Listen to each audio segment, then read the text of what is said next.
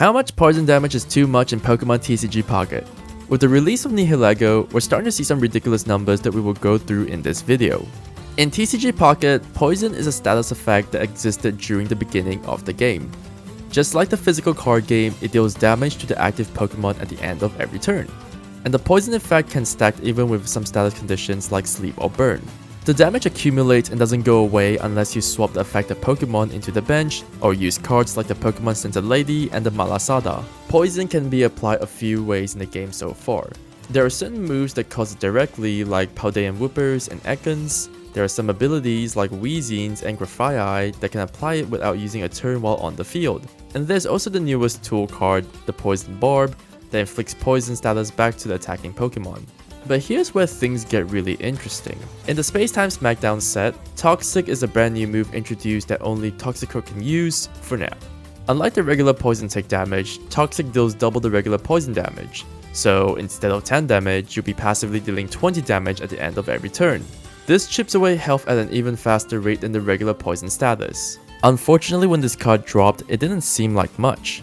People will focus on the new EX cards like Darkrai and Giratina, meta resets, all that stuff. On the other hand, Arceus decks were running rampant at the time, hurting poison deck players because of Arceus X's ability, which made it immune to all status conditions. So this led to poison decks becoming pretty much obsolete. But it wasn't until a certain Pokemon alone that brought the entire poison meta back to the surface. Enter Nihilego.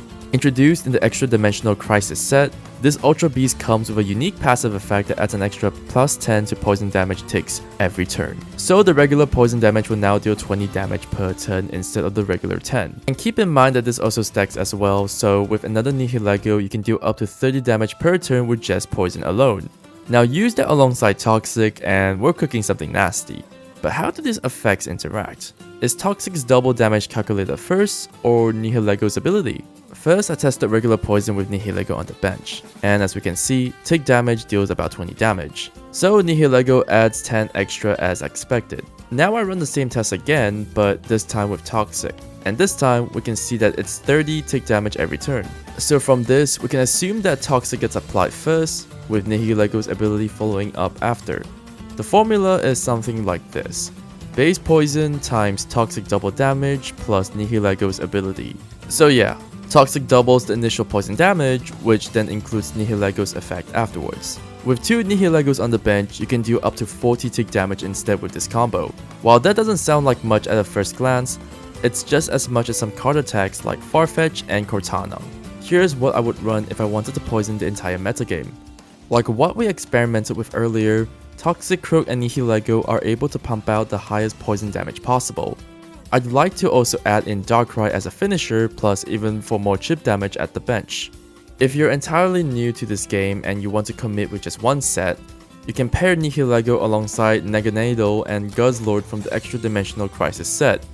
Thanks to Neganadel being able to inflict poison while dealing a respectable 40 damage with just one energy, I will highly recommend this deck to everyone. If you want a cheap alternative and on a budget, the standard Koga and Weezing combo works well too.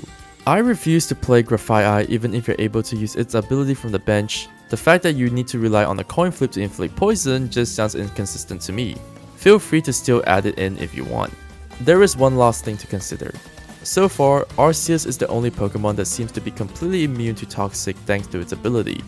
Fortunately, at the time of making this video, Arceus decks have become less and less common nowadays, making poison decks viable once again. Well, that's it for now. Hope you guys enjoyed this video. So what other fun poison decks do you guys know? Let me know down in the comments below what your favorite poison type Pokemon is. But until then, I'll see you in the next video. Peace.